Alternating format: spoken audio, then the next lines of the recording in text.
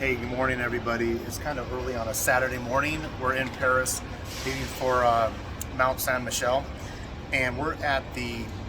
I'm gonna mess up this pronunciation.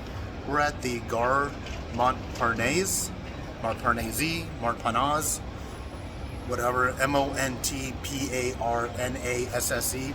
But what I want to show you guys is this map, and if you're going to be in Paris, there's at least off the top of my head there's five train stations that circle Paris. They don't have a central one like Rome or Milan. Their train stations are almost like a spoke of a wheel where they sprawl out, depending if you're going north, south, southeast, southwest. And I'm going to point them out to you, but one thing I'll say, this train station I'm in now ties in with the subway system, and it's the most complex, biggest system I've seen since I've been traveling in Europe. But let me flip the camera around. I'm going to show you a map of Paris and point out some of these stations. So here's the one we're at now. That's the one we're at now. The one we came in at was way down here, and I forgot the name of it. I think it's I forgot, Lyon, Gare de Lyon, and then this one here comes from that direction. This one goes out towards the D-Day beaches, Normandy area, Saint Michel, and then you have up here, there's the north one. There's north there, but then right across is east. These two are pretty easy to get to if you got to come in one and connect. There's another one way out here, and I lost it. It's in this section. But get yourself a map. Orientate yourself if you're coming in and out of Paris, because you could be coming and going. You could be coming in at this station, and your connecting station can be up here to that station or this station, or lying down here. There's another station here, but I forgot the name. Oh, here we go. I can't see the name of it, but there's another station here. So just know. So here's the center of Paris, but all these stations are out here. So if you're making a connector, make sure that you know where your connector is. If it's in the same station, if it's in another one, you're gonna either have to hustle on a subway. Awesome people running on subways down here. You either have to hustle on a subway or within the station, or cross town on a taxi or bus or public conveyance. Let me show you how vast this station is, though. So this is one series of platforms going down here. And there's a huge subway complex underneath. We had to do some serious walking from the subway complex underneath. I mean, it was like a city center. Get here early too. I think a lot of people, we got here about an hour and a half early because we weren't sure what we're gonna get into. But there were a lot of people running all over the place because I think they totally underestimated what they were gonna get themselves into. So let me show you the main area. Now there's like halls, here we go. It says like halls 2 and 3. We're in hall 1. So this is hall 1, what I showed you just now. And then it goes way down here. I mean, this rivals some major international airports. I mean, it's just huge. There's nothing opens up here until like 7 a.m. It's almost 7:30 now. But you'll find plenty of shops, plenty of places to eat. There's a Starbucks downstairs. I got something at this coffee shop here.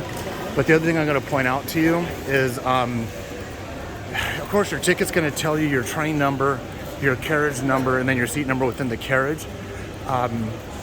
But you got to come in here, and it'll tell you, and your ticket will also tell you if you're in hall 1 or 2.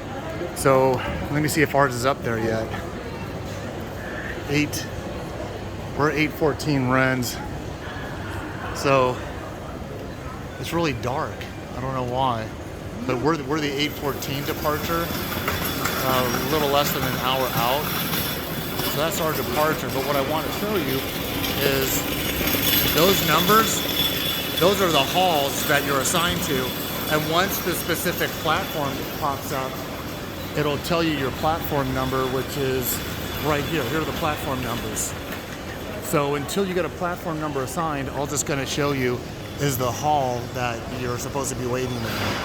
So let me pause it real quick. I don't know why that one was so dark, but this one's a little bit lighter. But I'm going to say, if you're connecting at all via subway to train or train to train, do some homework. Get yourself a paper map. I mean, this is the only place I can honestly tell you, okay, this is a better example. Okay, so there's ours, Ren's, whatever you want to call it. Train number 8057, Hall 1. The ones that are in the light blue, like the 7 and the 4, those are actually the platforms. So once it changes from hall to one of those numbers, that's the platform you're going to be going to. So those departures have already got assigned platforms from the halls. But one thing, hold on. So Julie, my wife, just came up to me. She's gonna go look for some water. She goes, no, we've already been assigned, as I'm talking to you guys. And she was making the mistake. She thought we were on platform 1. And so I paused it and go, no, we're in hall 1. But I'm gonna tell you, I'm into 2 months now. There hasn't been a map nor a tour book that I have depended upon, relied on, or happy I brought. Except for this one from Lonely Planet. It's the Paris one. This Paris one has, from Lonely Planet, not only has the map of Paris, but it has a really good metro map inside of it. And we've used the heck out of this metro. And I gotta say, Paris Metro has been the most tenacious, easy to follow, consistent, timely metro I've been on since I've been in Europe. So the only one, the rest of them, yeah, I shouldn't have brought. Everything else is on your cell phone. To a degree, yes, the metro's on the cell phones also for Paris, but I have carried this map with me. I think because it's so complex to the unknown traveler as far as how their train system and stations are organized and how they collaborate and operate with each other. But the traveler has to be very, very aware. You cannot be looking into this stuff once you arrive. Once you get to the subway, once you get to the train station, it's too late to find out what your next stop is. You got to do this homework way in advance. And I did. I highlighted all the different train stations. I watched YouTube videos. So I did a lot of homework. But this is the only map. As you can see, it's folded. I've been carrying it with me. We got to traverse Paris 2 more times. Once with the whole group and then once with myself when I go to the D-Day beaches. But this one, yeah, get a Paris map. Make sure it has the metro in it.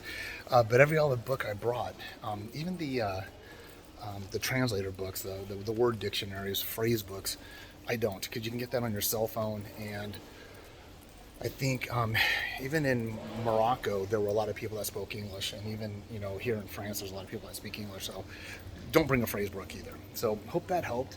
Oh, I'm actually walked away from the trains. I'm on the subway system starts.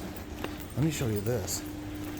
So the subway system goes down through hallways and hallways and hallways, yards of tunnels, ups and downs and stairs. And if you can do it, do not bring a roller bag. People are getting killed with these roller bags with all these stairs. But that whole complex down there, that's actually where the subway system starts. And this upper level, mezzanine level, is where you branch out to the different train areas. So I hope that helps some of you guys. But watch other videos besides mine. Like I said, do your homework before you come out here and know where your stations are at.